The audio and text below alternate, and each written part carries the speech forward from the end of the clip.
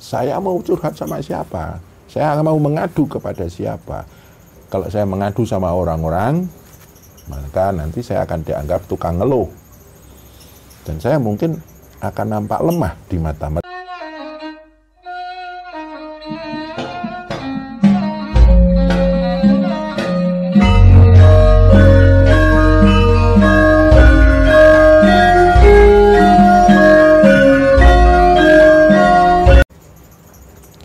Pada suatu saat saya bertemu dengan teman saya.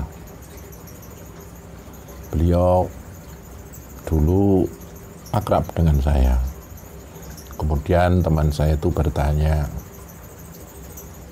apa sih manfaatnya ilmu-ilmu yang sudah kamu geluti selama ini? Ilmu zikir, ilmu mendekatkan jiwa kepada Allah, ilmu taqarruban, apa-apa kok selalu yang dibahas Tuhan. Terus dia bertanya kepada saya, bagaimana nasib duniamu kalau engkau setiap hari yang engkau geluti cuma itu-itu saja. Di dunia ini kita butuh untuk mencukupi kebutuhan raga. Kita di dunia ini kita perlu menuruti dan memenuhi apa yang diinginkan nafsu. Kita menggapai cita-cita. Disitulah makna kebahagiaan katanya. Bukankah kita harus logis-logis saja? Daripada untuk itu, kenapa kita tidak kerja keras saja? Kalau kita sudah punya banyak hal untuk mencukupi kebutuhan kita, nafsu-nafsu kita terpenuhi, apa yang kita inginkan itu bisa istilahnya keturutan, angan-angan kita tercapai. Dengan kerja keras, bukankah itu sudah cukup membahagiakan kita?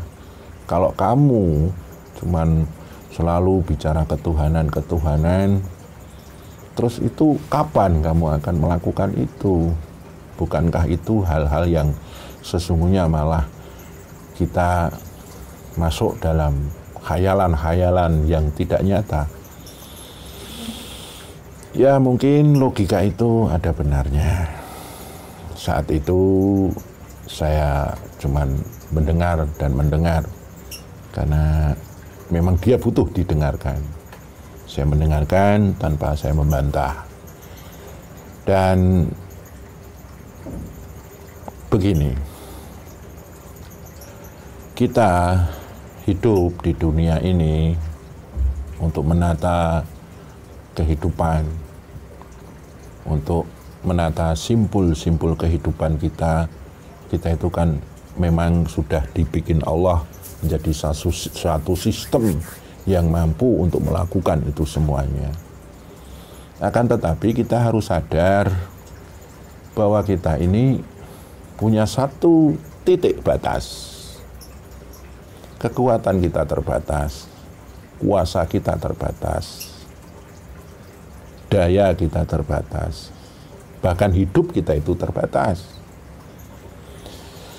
Ketika kita mengendalikan tubuh ini pun ada batas kekuatannya.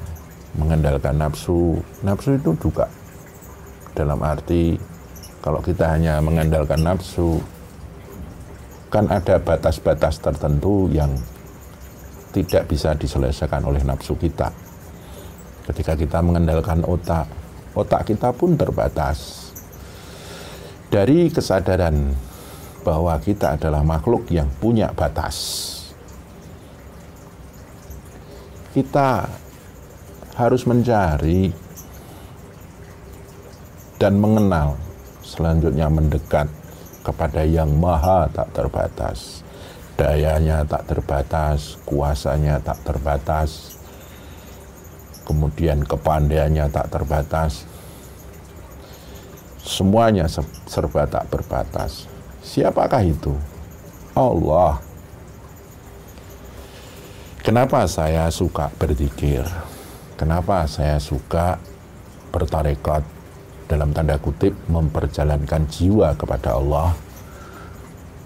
Karena ketika saya mengenal Allah yang tak berbatas itu, pada suatu waktu ketika saya terbentur titik batas kekuatan saya, kuasa saya, titik batas pikiran saya, disitulah saya punya tempat untuk mengadu, berlindung, bergantung, untuk curhat. Siapa itu? Allah. Betapa indahnya kalau kita mengenal Allah yang maha tak berbatas itu. Dalam kehidupan sehari-hari, tidak semuanya dengan daya kuasa kita, permasalahan-permasalahan duniawiyah kehidupan kita itu terselesaikan. Di titik itulah saya dengan berzikir itu menjadi tempat saya menggantungkan rasa kepada Allah, menggantungkan harapan kepada Allah, menggantungkan pertolongan kepada Allah, Allah yang maha tak berbatas itu. Di titik daya kuasa saya yang terbatas dan saya menemukan satu titik lemah, apalagi ketika saya mendapatkan satu permasalahan yang di situ saya tidak bisa berbuat apa-apa, saya datang kepada Allah dengan zikirku. Aku merasa nyaman bersamanya. Dengan sujudku, aku merasa tentram bersamanya. Setelah itu, aku bisa mencurhatkan hatiku, rasaku, pikiranku dengan sepenuh jiwanya dengan sepenuh jiwaku kepadanya, Allah yang maha tak berbatas itu. Di situ saya menemukan satu tempat bergantung yang luar biasa dalam jiwa saya. Saya laki-laki, saya sudah tidak punya orang tua, dan saya punya anak istri. Kalau ada masalah, mungkin anakku bisa curhat sama ibunya dan bisa curhat sama aku. Istriku bisa curhat sama aku juga bisa curhat sama istriku. Tapi pada titik tertentu, tidak ada sesuatu yang tidak bisa saya curhatkan sama istri. Saya mau curhat sama siapa? Saya mau mengadu kepada siapa? Kalau saya mengadu sama orang-orang, maka nanti saya akan dianggap tukang ngeluh. Dan saya mungkin akan nampak lemah di mata mereka. Betapa bahagianya ketika kita sudah merasakan bahwa Allah itu dekat, Allah itu maha welas asih, Rahman Rahim, Allah itu maha luas, Allah maha kuasa, la haula wala quwata illa billah, Allah maha berdaya. Ketika aku datang dengan zikirku, aku datang dengan sujudku, bukankah itu aku bisa istilahnya menggantungkan keterbatasanku kepadanya. Dan disitulah muncul satu titik ketenangan jiwa, ketentraman hati. Dan saya dalam hidup juga akan berperilaku normal. Saya akan tetap bekerja, saya menata dunia, saya ngomong keluarga, anak, istri, saya bersosialisasi dengan segenap daya yang saya punya.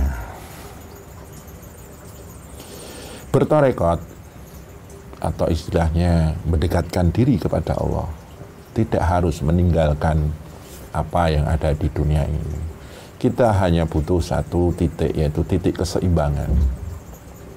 Coba bayangkan ketika saya menghadapi hidup dan kehidupan ini dengan segala warnanya, dengan segala situasi dan kondisinya, di titik tertentu saya sudah menembus titik keterbatasan saya dan saya jauh dengan Allah. Kemana saya akan menggantungkan diri saya? Kemana saya akan mengadu dan istilahnya curhat? Kalau saya jauh dengan Allah, pasti saya akan ditemani oleh yang namanya kesedihan, kegalauan, ratapan, keresahan. Atau mungkin pelarian supaya aku bisa melupakan hal-hal yang membuat saya galau, resah, takut, dan gelisah tersebut. Orang yang jauh dengan Allah di titik terbatas, di titik batas otaknya yaitu pusing, di titik batas daya hatinya yaitu sedih, was-was, galau, dan gelisah. Kalau dia jauh dengan Tuhan, tempat curhat dia adalah ngeluh, resah, gundah, galau. Kalaupun dia bisa ngampet atau istilahnya menahan, itu dengan menahan hal-hal tersebut malah dapat menjadi satu sumber penyakit dalam diri kita. Yang paling ditakuti adalah penyakit hati, penyakit mental. Kalau kita dekat dengan Allah, itu semuanya bisa kita curahkan kepada Allah. Kita istilahnya, kita ungkapkan dalam kedekatan diri kita kepada Allah. Ungkapkan semuanya itu dengan zikir, entah zikir nafas, zikir hati, zikir rasa, entah dengan sholat, dengan taqarruban. Semua beban-beban sebagai akibat keterbatasan diri kita itu, disitulah akan terurai, tercurah. Dan selanjutnya kita akan menemukan satu cas daya, istilah handphonenya dicas ulang, seperti itu. Jadi belajar ketuhanan, melakukan zikir, mendekatkan diri kepada Allah bukanlah suatu hal yang tidak bermanfaat, tapi justru itu menjadi satu tempat sebagai memijakkan daya kekuasaan kita, daya kuasa hidup kita untuk menata hidup dan kehidupan ini. Dan orang yang bertarekat menjalani hidup juga akan lebih baik kalau normal-normal. Bukan berarti orang bertarekat terus tidak mau bekerja, malas, kemudian tidak mau ngurusin dunia.